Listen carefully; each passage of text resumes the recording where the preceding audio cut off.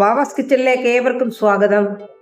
ഇപ്പം നോയമ്പിൻ്റെ സമയങ്ങളൊക്കെ ചിക്കൻ ഇല്ലാതെ തന്നെ ഒരു ചിക്കൻ കറി ഉണ്ടാക്കുന്നത് എങ്ങനെയെന്നാണ് ഇന്ന് ഞാൻ പരിചയപ്പെടുത്താൻ പോകുന്നത്.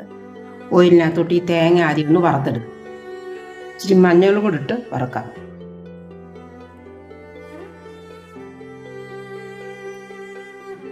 തേങ്ങ മൂത്തു, അത് നമുക്ക് അതിൽ നിന്ന് കോരിയെടുക്കാം.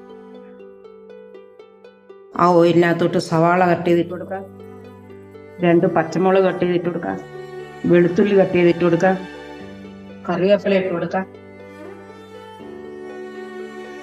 ഇതെല്ലാം കൂടെ ഒന്ന് മൂപ്പിച്ചെടുക്കാം.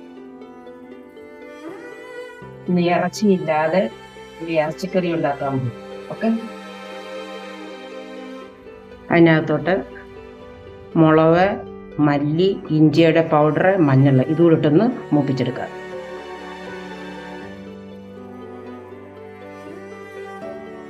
ഉപ്പുപൊടി ഇട്ട് കൊടുക്കാം. ഒരു തക്കാളി കട്ട് ചെയ്തിട്ട് കൊടുക്കാം. അതിനകത്തോട്ട് കട്ട് ചെയ്ത് വെച്ചിരിക്കുന്ന കൂൺ ഇട്ട് കൊടുക്കാം. 2 പൊട്ടറ്റോ കട്ട് ചെയ്തിട്ട് കൊടുക്കാം. ഇതെല്ലാം വൃത്തിയായിട്ടൊന്ന് ഇളക്കി ആ കഷ്ണത്തിനകത്ത് പിടിക്കണം. 1 കപ്പ് വെള്ളം ഒഴിച്ചു കൊടുത്ത് നമുക്കത് വൃത്തിയായിട്ടൊന്ന് വേവിച്ചെടുക്കണം. അടച്ചു വെച്ച് വേവിച്ചെടുക്കാം. കറി റെഡിയായി. ഞാനതോട്ട് നമ്മൾ വറുത്ത് വെച്ചേക്കുന്ന തേങ്ങാക്കൊന്ന് ഇട്ട് കൊടുക്കാം. 1/2 സ്പൂൺ ഗരം മസാല ഇട്ട് കൊടുക്കാം. ഇത് വൃത്തിയായിട്ടൊന്ന് ഇളക്കി യോജിപ്പിക്കാം. വളരെ ടേസ്റ്റി ആയിട്ടുള്ള ഇറച്ചി ഇല്ലാത്ത ഒരു ഇറച്ചിക്കറി. കറിയിലോട്ട് കടുക് വറുത്തിട്ട് കൊടുക്കാം. കുറച്ച് മല്ലിയില ഇട്ട് കൊടുക്കാം. ഇതൊന്ന് ഇളക്കി യോജിപ്പിച്ചിട്ട് നമുക്കൊരു സെർവിങ് ബൗളിലോട്ട് ഇതൊന്ന് മാറ്റാം. ചിക്കൻ ഇല്ലാത്ത ഒരു ചിക്കൻ കറി.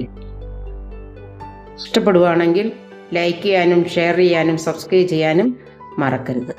ചിക്കൻ ഇല്ലാത്ത ചിക്കൻ കറി, പൊട്ടറ്റോയും മഷ്റൂമും എല്ലാം കൂടെ ചേർത്തുണ്ടാക്കിയ ഒരു വെജിറ്റബിൾ കറി.